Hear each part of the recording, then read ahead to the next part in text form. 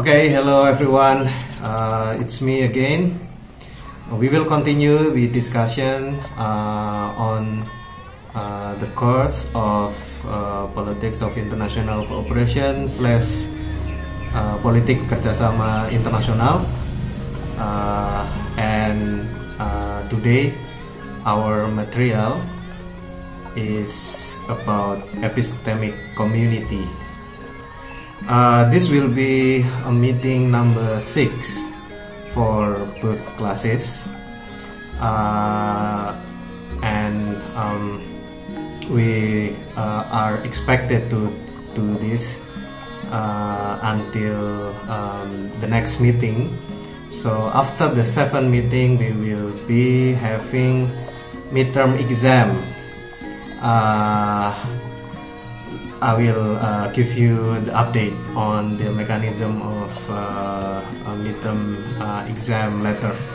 Now let us proceed the material.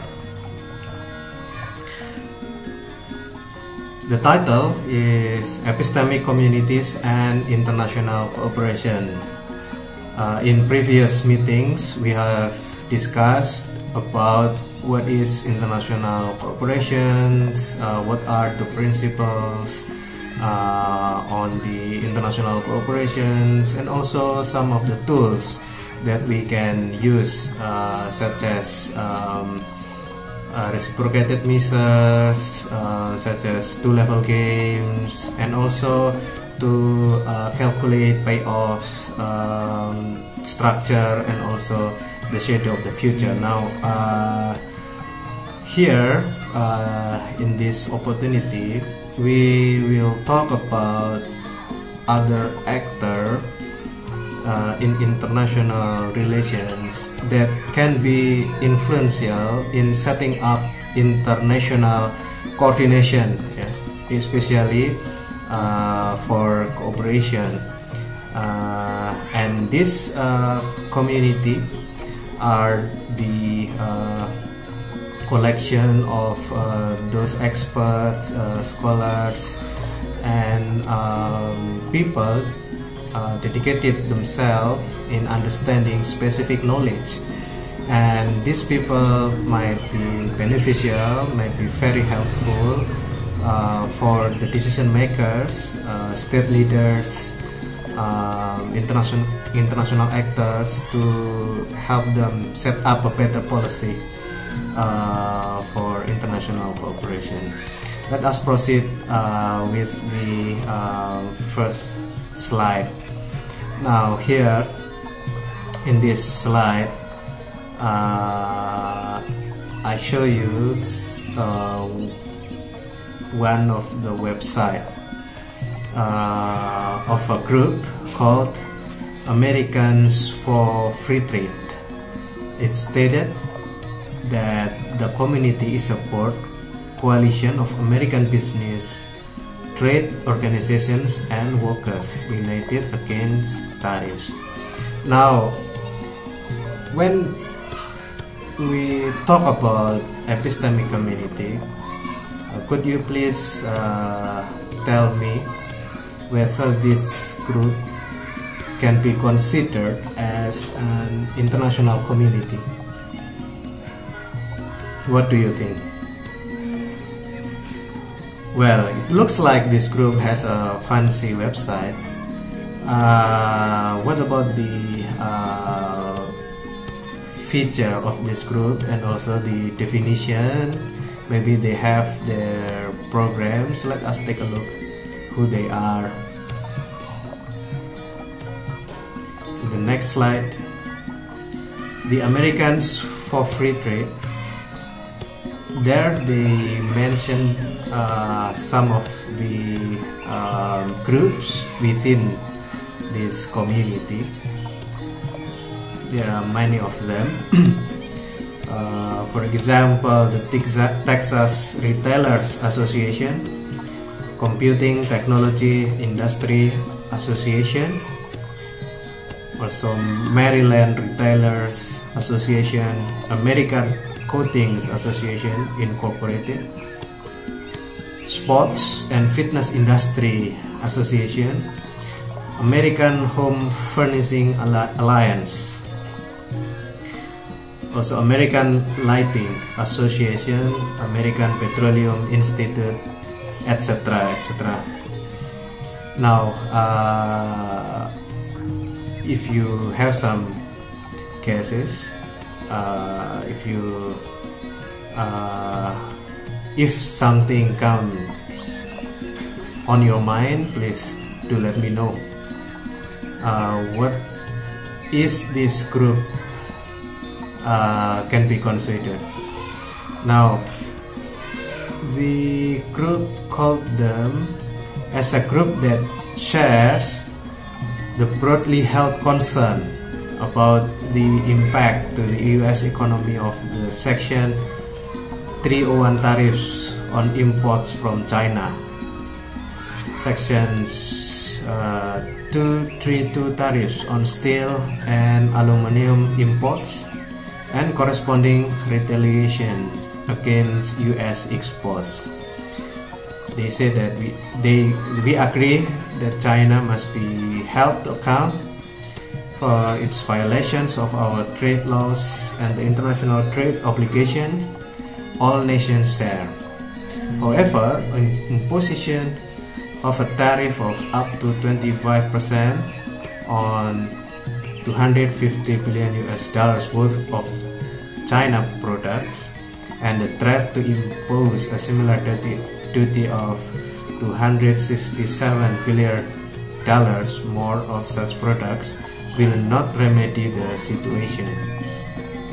They said our companies and associations join together to form Americans for Free Trade, a growing coalition comprised of manufacturers, farmers, and agribusinesses, retailers, technology companies, service providers, natural gas and oil companies, importers and exporters, and other supply chain stakeholders who are united in the concern about the negative impacts that indiscriminate tariffs will continue to have on US businesses, workers, and consumers. Now, what do you think? What kind of group this Americans for Free Trade can be categorized? Now, based on some of the study, we can or we should be careful in categorizing different groups. Some of them might be can be considered as pressure group instead of epistemic community. Like what we have just read here, the profile of Americans for Free Trade, it looks like this group represents the interest of the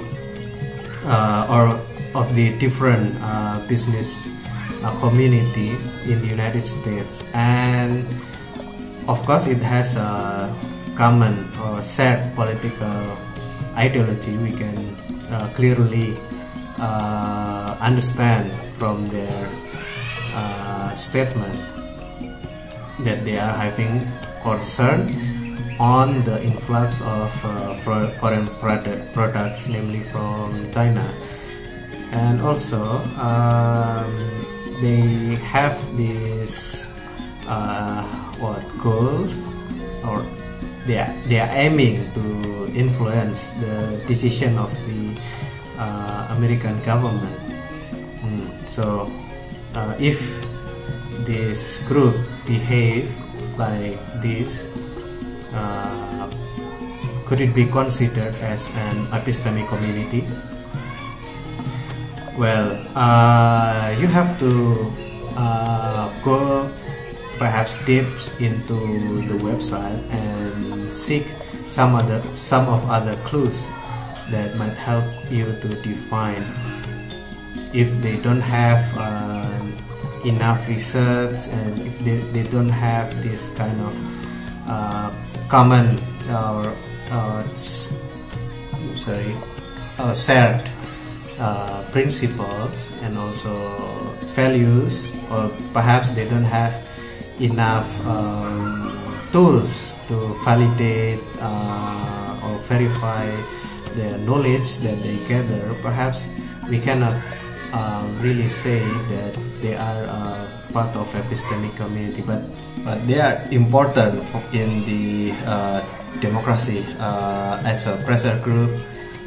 They can help to bridge the interest of the people, of their people, to the political system, as to channel their aspirations. So they do have their fair share in democracy.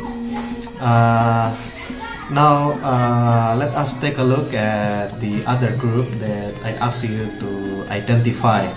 Now please tell me, can we identify or recognize this group, and is this group can be considered, or can this group be considered as the part of epistemic community? Here, what about these three different communities?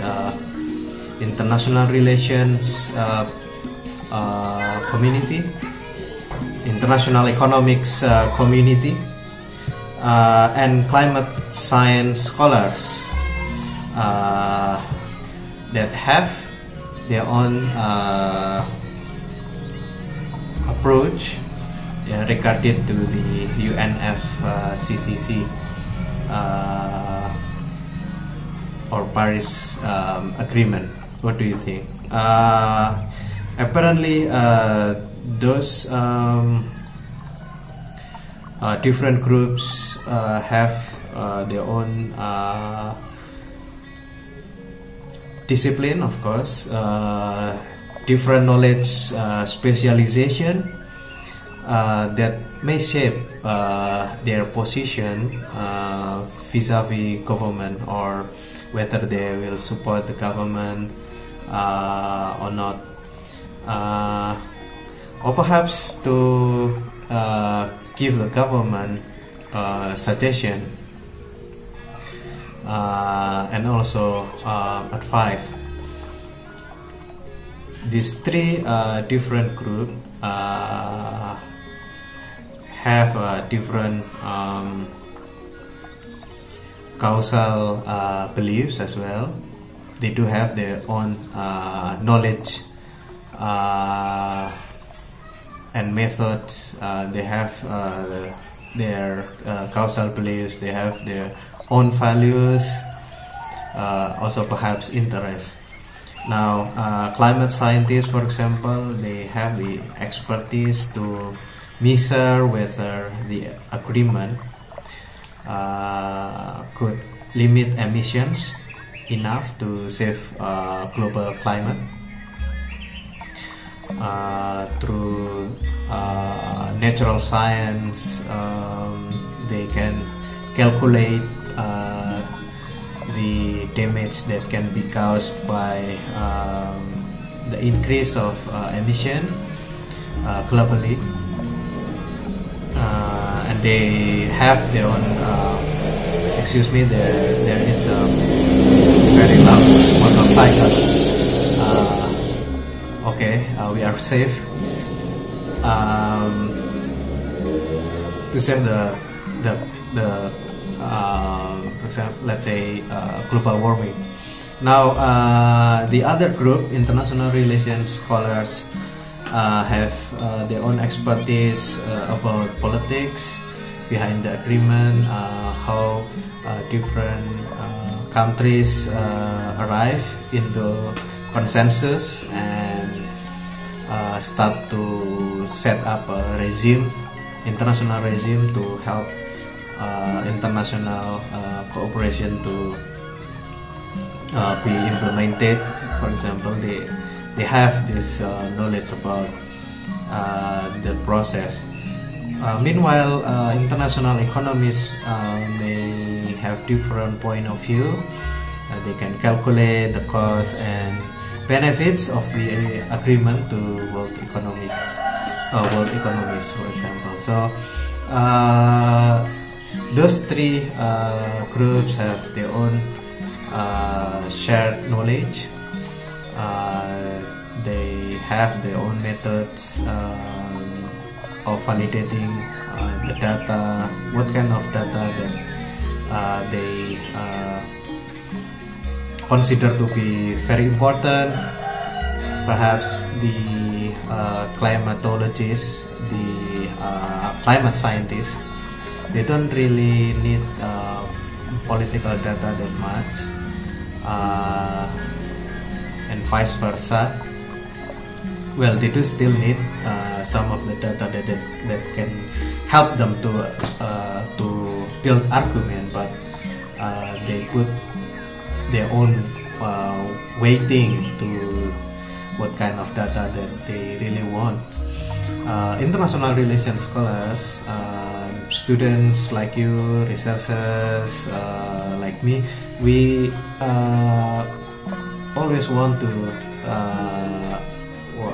make our research effective and efficient. So we set in the very beginning of our research what kind of data that we want to use and what is the method to gather and to analyze data. The international economists also want their own data as well. Maybe the production, maybe the industrial what impact on our what productivity, that kind of thing, whether the what emission can give bad impact to economy. Perhaps they have their own data on it, or even macro data like GDP or GNP. They also have their forecast for businesses. Can the business globally be sustained if we impose emission reduction? They have their own shares of knowledge. So what do you think? What about all of these different groups? Now, before we conclude whether the American for free trade or different groups or community based on discipline of science can be considered as epistemic community or not. Let us go to the next slide. Here we will define what is epistemic community by borrowing the work of learning from the work of Peter Haas in 1992, Epistemic Communities and International Policy Coordination. A very important work for us to understand the differentiation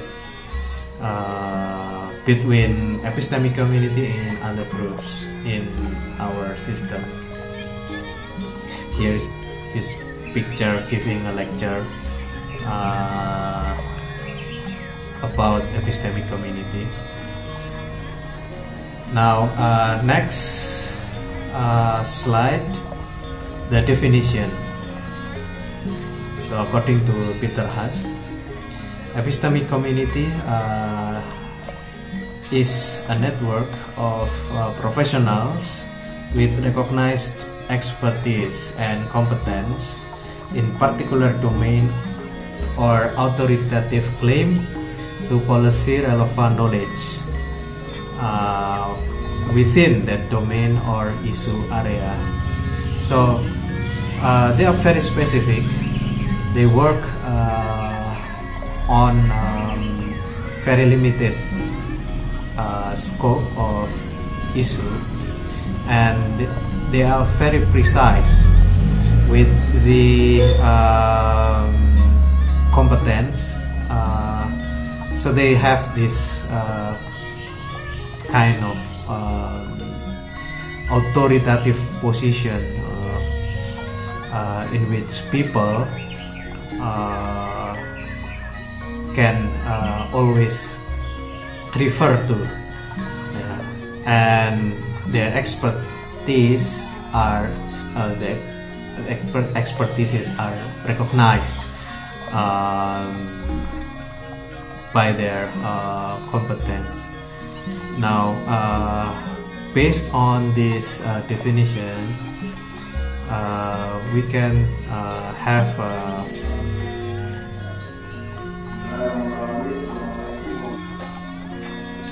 okay, let us continue again.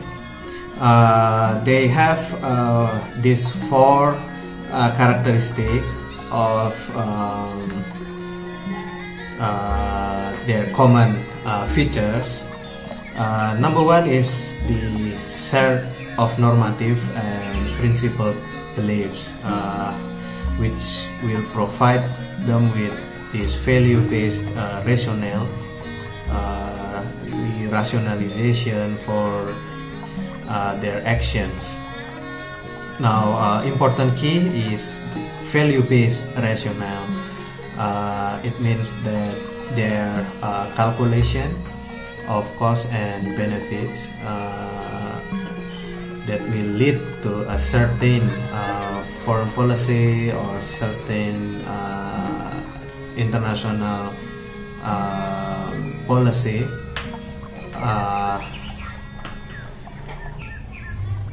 will have certain effects, and this doesn't necessarily to have a connection, direct connection with their material interest, but most importantly, it is influenced by the normative construct. Yeah, it's pretty much in correlation or in correspondence with what constructivist scholars believe.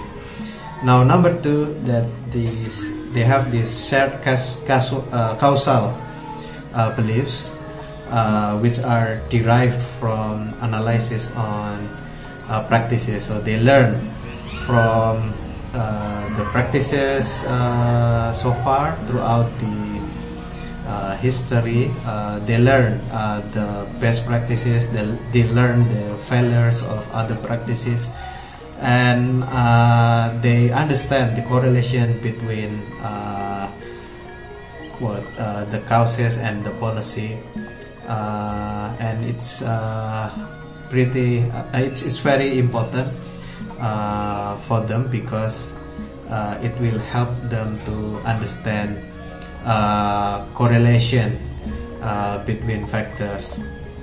Now, number three is the set methods of verification or notions of validity. They have a specific way of telling which explanation is logical and which explanation is illogical. Yeah, and it is very related to the foundation of their knowledge. Yeah, for example, if they don't see one explanation logical, they will more likely to reject this kind of explanation. And when another version of explanation can meet the standard of validation or verification, it can be deemed as valid or as a scientific knowledge.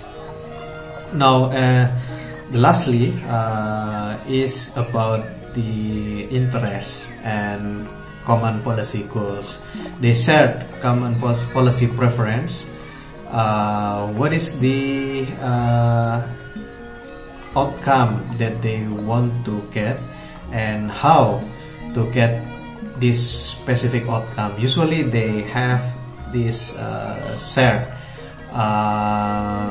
knowledge and shared understanding and agreement on what kind of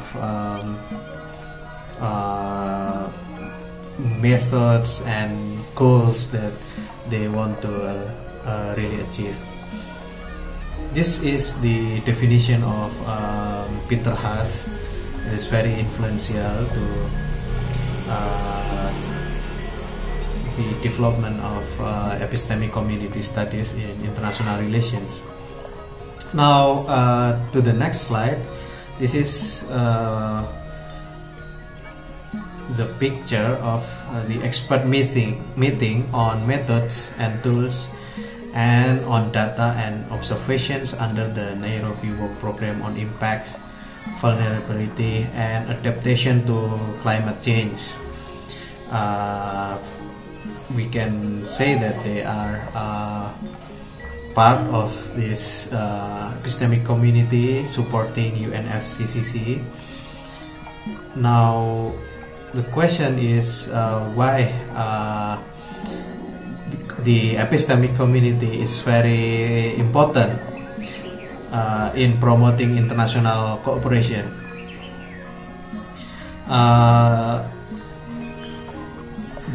This is the rationale in the next slide. Here we argue that there is strong connection between knowledge and governance. Decision makers need technical expertise on specific issues ranging from, you can name any specific sector such as agriculture, security, environment, health, etc., etc. Because government has their own limitation. We cannot force the governments to be expert on everything, because we understand this kind of limitation. So naturally they will need any other opinions or alternative opinions from different groups, and those experts can be contacted to give the government good advice. Now, furthermore, in global politics, coordinating international policies require vast knowledge, understanding various issues as well, and also don't forget about the uncertainty. We've talked about the shadow of the future. We've talked about this complexity of international politics. Hence, they need the updates and the knowledge that can be gathered from around the world. And here, due to the nature of a bandit rationality, sometimes when the crisis comes and government has no past experience to tackle this phenomenon,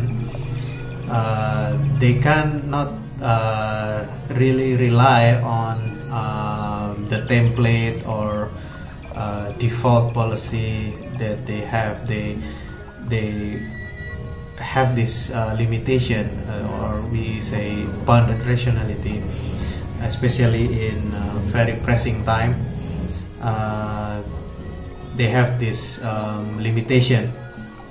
So decision makers seek ideas and also assessment from scholars and experts.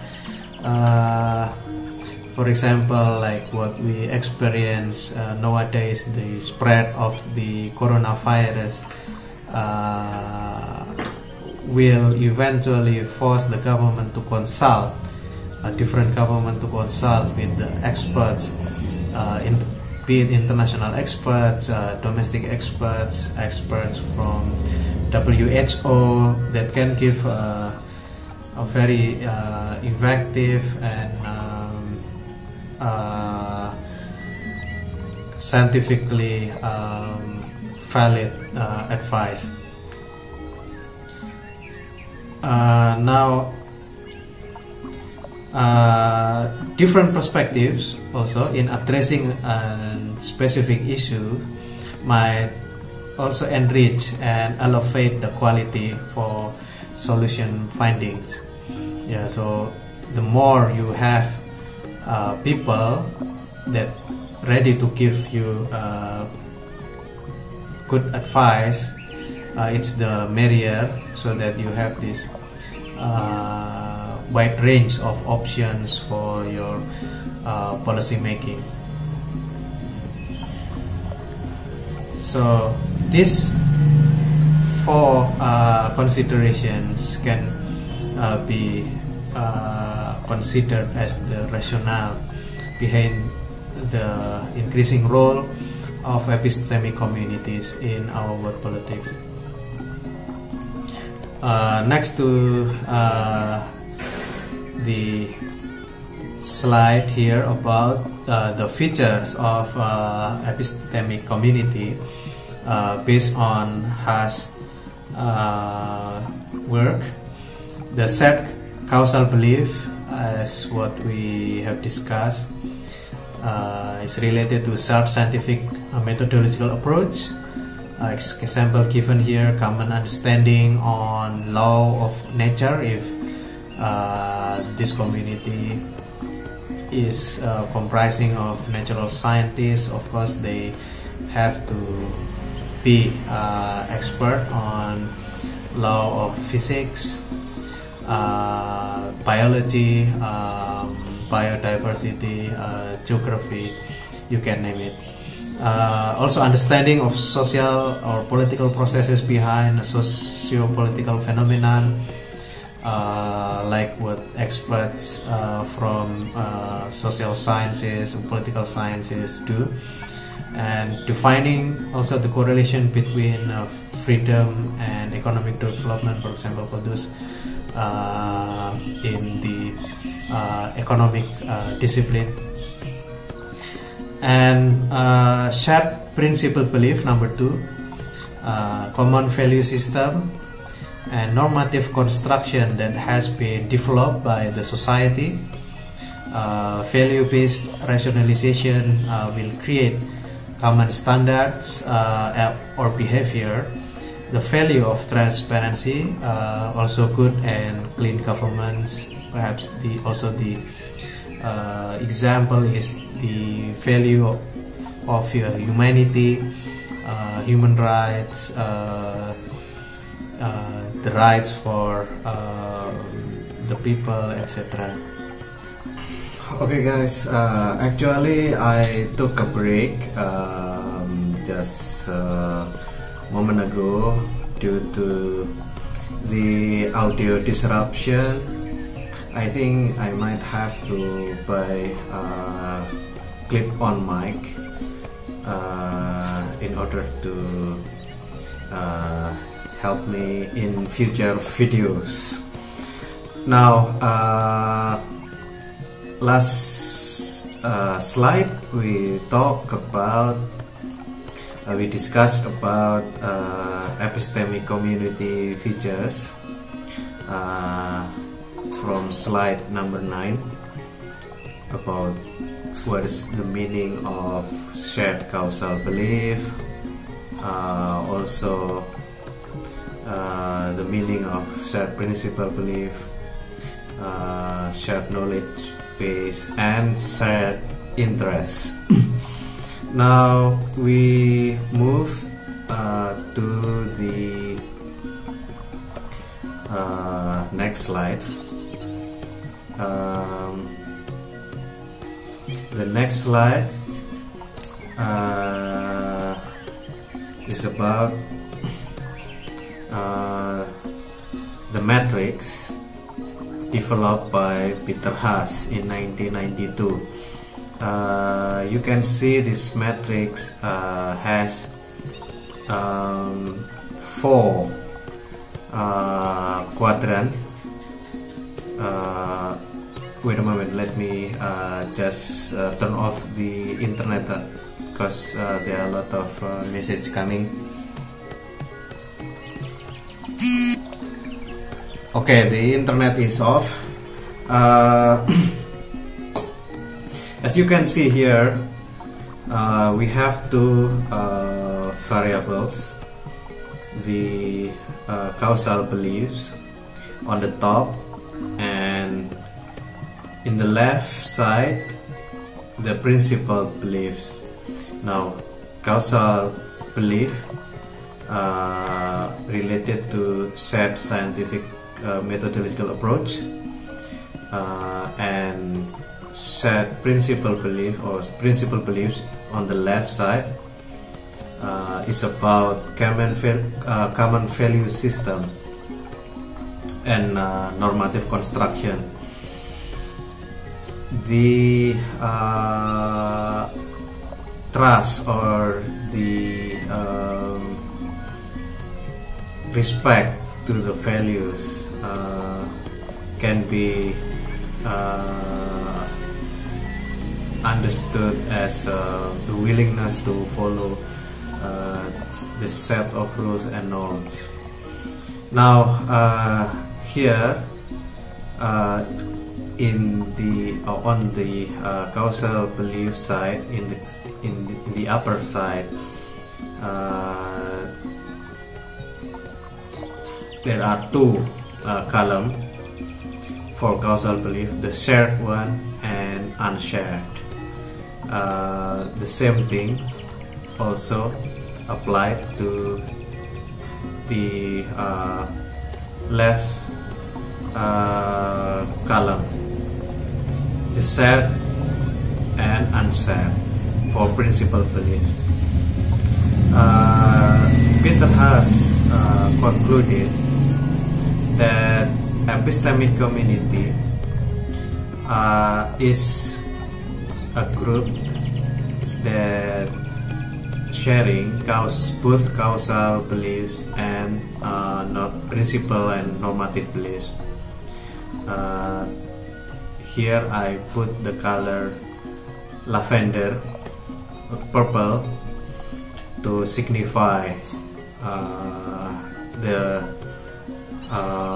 intersection between causal belief and principal belief. What about if they don't, both variables don't share same shared value?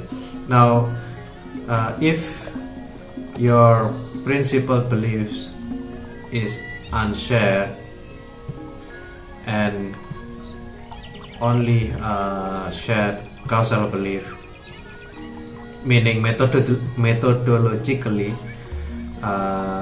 you have commonality. So in this group everyone knows the know-how of the discipline. However, the norms or the values they believe in, many variations of values one to another, different values. Some of them don't really, for example, care about let's say social justice. The other might have the concern on it. Then you don't share principal belief. Now if you don't share principal belief but you only share causal belief, you might, your group might be the groups of professionals and disciplines. So not all medical doctors, for example, have same values or same norms. Not all let's say teachers has this kind of set principles or norms. They might share the know-how, the skill, but not the values. Hence, they are not an epistemic community.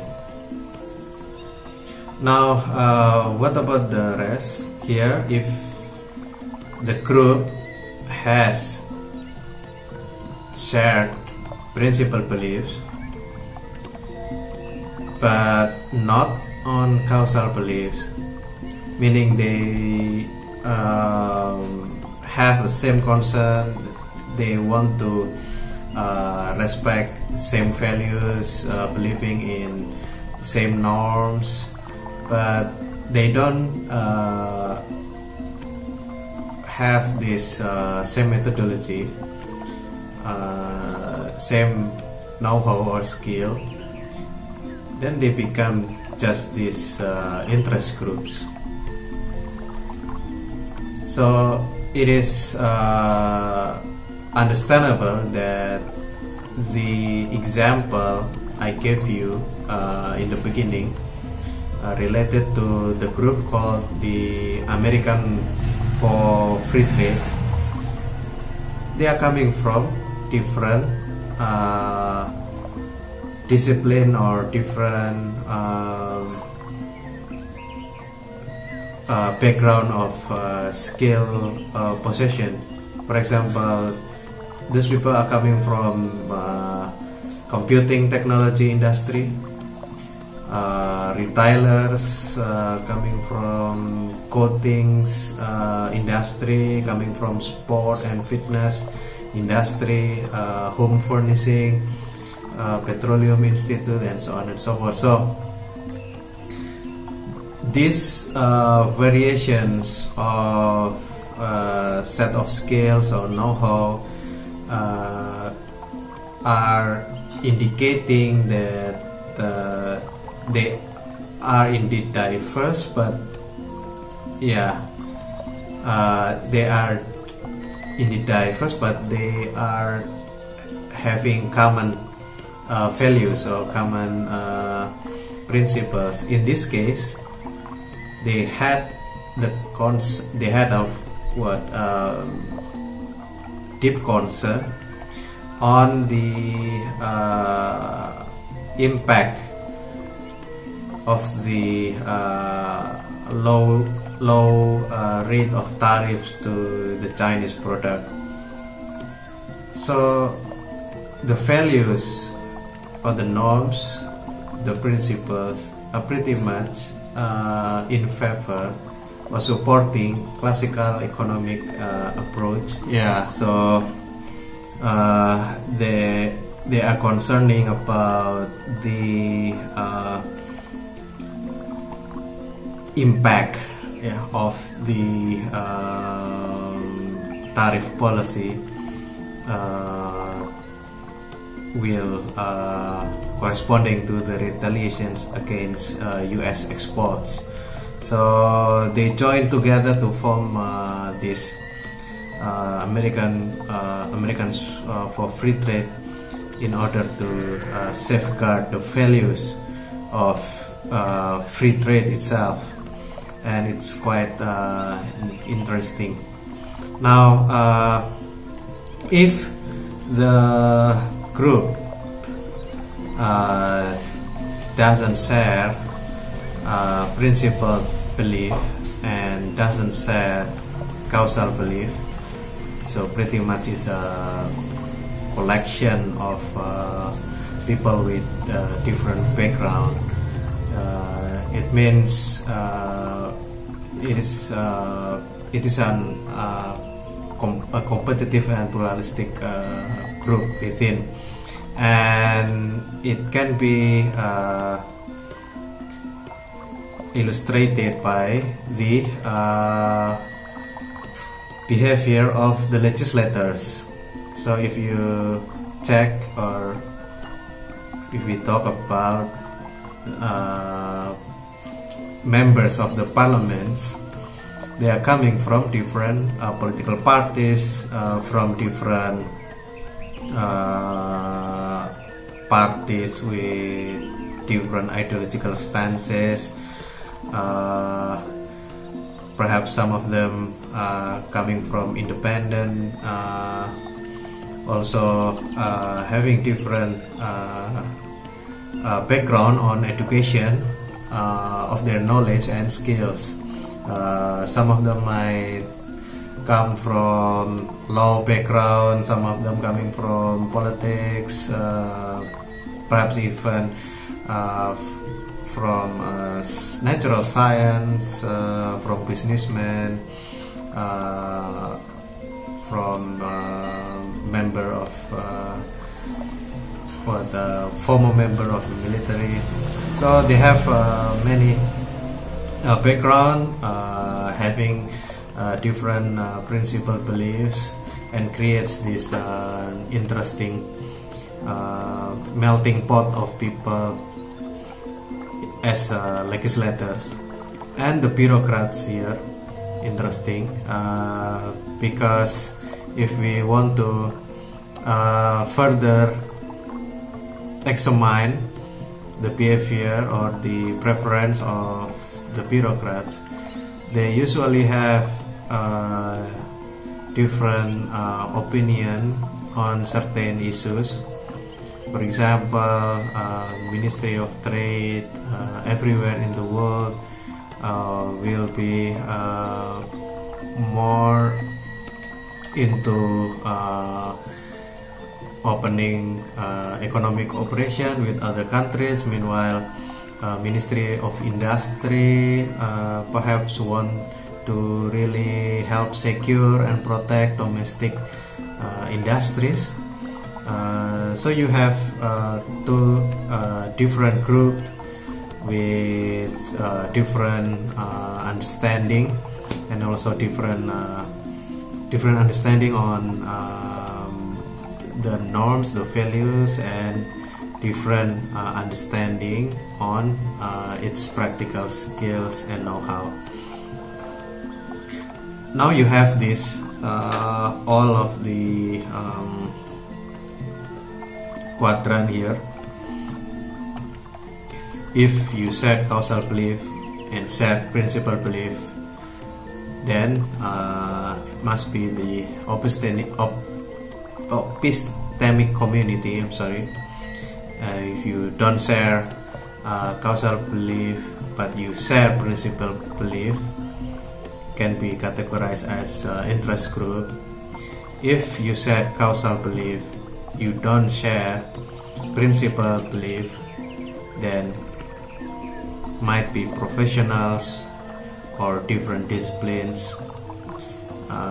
If you don't share causal belief and also don't share principal belief, then might be bureaucrats, legislators, or people in general. Sometimes they don't really share causal belief and principal belief. Next, the epistemic community compared to other group, according to Haas, if we correlate about the knowledge base, how they validify or verify the knowledge that they got, and the interests or the aims of the unity, solidarity in the group, you can have this quite similar matrix. Yeah. If the knowledge base is consensual and the interest also shared, you have common knowledge and you have common interest. There you go, you become epistemic community.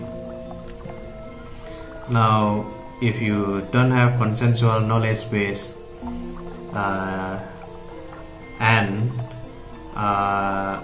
but you share interest, then it will be considered as interest group. With consensual knowledge base, however, you don't have same interest, then professionals and disciplines might be the group that we are talking about. Meanwhile, none of two variables are correlated, confirm, knowledge disputed knowledge base and unshared interest will refers to actors like bureaucrats and legislators, according to Peter Haas. So, in conclusion, an epistemic community should share its causal beliefs, its principal beliefs, its interests, and also you don't dispute the knowledge base, or they have this common knowledge base. Now, next to the next slide, we will try to prove this this matrix number 1 related to the causal beliefs, principal beliefs, and matrix number 2, knowledge base and interest base, on 3 different epistemic community. So here stated the aforementioned 4 variables determine epistemic communities positioning variation. So not all epistemic community have the same universal positioning. They might contradict in several issues. So here in the next slide, it is an interesting research done by Maliniak, Parahon, and Powers in 2018 related to the positions of epistemic communities on COP21. Here we can see the first graph provided. Scholars of climate science, so many experts on and scholars on climate science, those climatologists and experts from natural science, overwhelmingly oppose US approving the pending of COP21 climate agreement. The question is, should the United States join the pending of COP21 climate agreement? Now, based on the survey done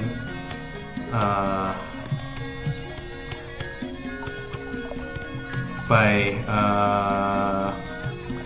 asking 957 scholars affiliated with US colleges and universities. We get the idea here that more than 80% of them do not support the pending of COP21 climate agreement. Only roughly 15 to 16% supporting to join the pending of COP21 climate agreement. I think it is understandable because they know about they learn, they study, they research about the impact of climate change, and they know that it is real and it is really affecting our future. So based on their shared principled beliefs and shared causal beliefs, all together combined with the common interest and also the knowledge that they have, the people there or the experts there are most likely to have a similar opinion regarding this matter. So overwhelmingly solid, more than 80%, almost 85% of them are not supporting the pending of COP21 climate agreement. Now, next to the next slide here, still from Maliniak, Marathon and Powers research in 2018 there, scholars of international relations. Now we move from climate change scientists to international relations scientists, and we get that so out of 957 scholars of international relations affiliated with US colleges and universities, a little bit more than 51% oppose the plan to join the pending of COP climate agreement. However, 49 roughly percent will support the pending of this agreement. Now it reflects the diversity, the plural approach within the discipline international relations itself. As we know, there are several schools with different opinion and positioning. Those who are realists will think about with the national interest as the paramount interest, the most important one. Liberal institutionalism believes about international cooperations. The constructivists, or maybe the postmodernists, they have their own share of opinion related to this. The radicals or structuralists, quite diverse and well reflected in this survey gathered by Malinia, Parahon and Powers in 2018. Now here different situations, contrasting one, still from the same research. Now scholars of international economics, so the economists overwhelmingly support US approving the pending of COP21 climate agreement. Yeah. With the same question, should the US join the pending COP21 climate agreement? And in the reversal, in the contrary of the climate change scientists, so international economic scientists showing the support of the decision. So almost 85% of them support out of 957 scholars of international economics affiliated with US universities and colleges. So it shows the gap between the three. Well, maybe you as a international relations student maybe can sense the tendency in IR in environment. We have different point of view. Some of us also borrow the logic, the foundation from natural scientists, so that we can really understand the concern. We also learn about international political economy, so we can also understand why a lot of international economists support the ending of COP21 climate agreement, because they set the interest, economic interest, and they think that it will be beneficial for the country. Hence, the result is almost 85% of them supporting the pending of COP21 climate agreement. Now you've learned about the characteristic, the features of epistemic community, and also the variations of it, and you understand that when we talk about epistemic communities, there are so many out there with different positioning, but what is common from them is the characteristic of shared causal belief, principle beliefs, knowledge base, and interest. So from different discipline and from other background of ideological spectrum,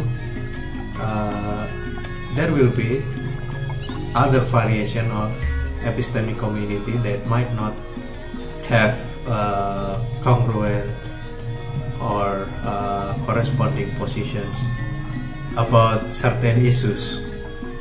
So no universality in the epistemic community, epistemic community groups. Many epistemic communities, perhaps contradicting to one and each other. Now, to give you further illustrations on this actor, the epistemic communities, we have two examples here. Number one is the health technology assessment. You can read the research by Loblofla in 2018, discussing about new mechanism in European Union to allow different groups from different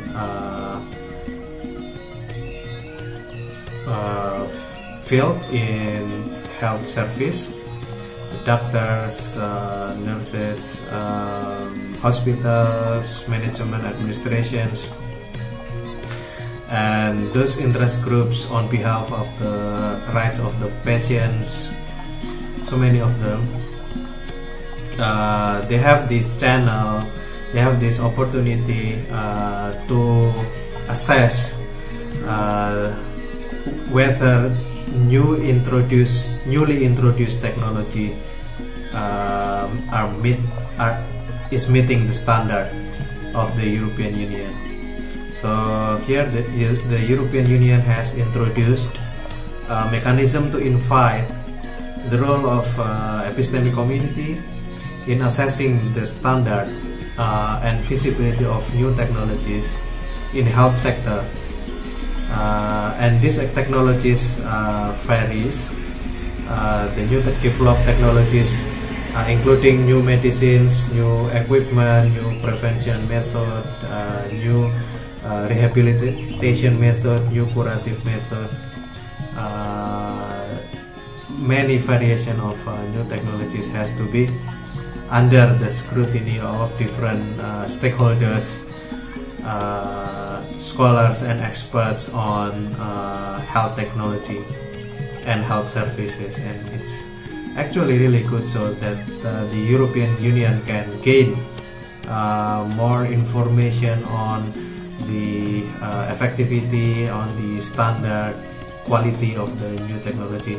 And it should be a multidisciplinary approach, because new technology on health service will not only affecting the quality of curative or treatment, but also have influence to the administrations, perhaps also the finance, how hospital procure and balance its budgeting, the ethics, the rights of the patients, and so on and so forth. So this is one of the good example of creating room for the epistemic communities to help contribute in decision-making process. And here also another example is the UNFCCC roster of experts. So what is this roster of experts? National focal points of the UNFCCC parties nominate experts for respective countries to be seated on the roster of experts with the following tasks. Three tasks of them. Number one is to advise and contribute to various processes mandated by the CMP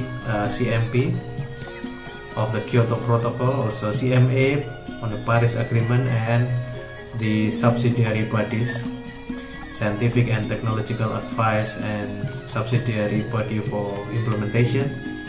Also to engage in technical assessment sessions on the forest reference emission levels and forest reference levels for the implementation. And also to review the annual submissions of greenhouse gas inventories and Kyoto Protocol supplementary information. Here you get the idea that UNFCCC invite experts from every national focal points to join and contribute to the discussions, to the monitoring of the implementation, also to the review, to the targeted achievements for greenhouse gas, for example. Here in the last slide, this will be the last slide of this presentation. You can see the situation there in the Bonn summit on the climate change conference in Bonn, Germany.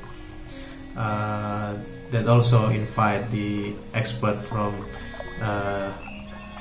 different group that has a similar position regarding to the climate change, because they shared comments, principle, values, norms, also shared causal beliefs, having undisputable knowledge base, and also common interest.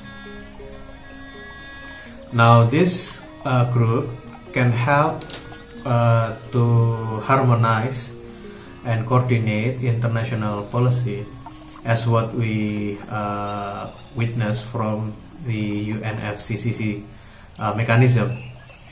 This group helped a lot in creating and ensuring that governments around the world will comply. Of course they need to lobby, of course they need to convince the government, or perhaps other groups, other epistemic communities. The exchange of ideas, the debate, the dialogue are very important for epistemic communities to achieve the goals. Here in our department, we also have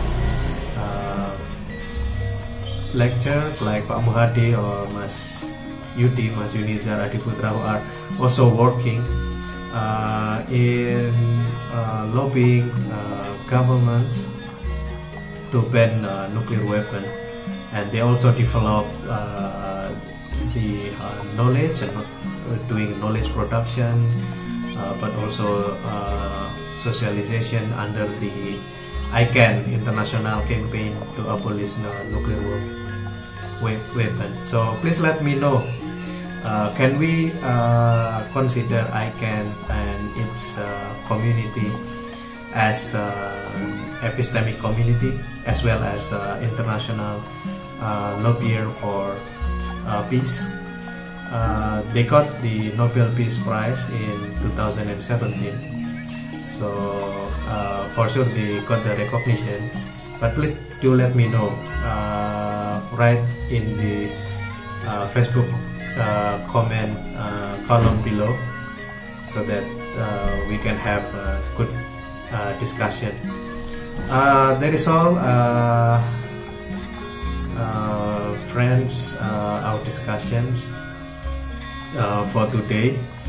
I started the video in the afternoon. I finished in the evening at the moment, because I need to take a break due to the audio problem. But we will keep doing this until we have another info or circulation from the rectorate of UKM, and I would like to let you know that we are refrain to go to the campus at the moment, so please don't go to the campus at the moment. Stay at your home and be responsible. Also be contributive to the common interest of our health. So see you and thank you very much. Bye bye.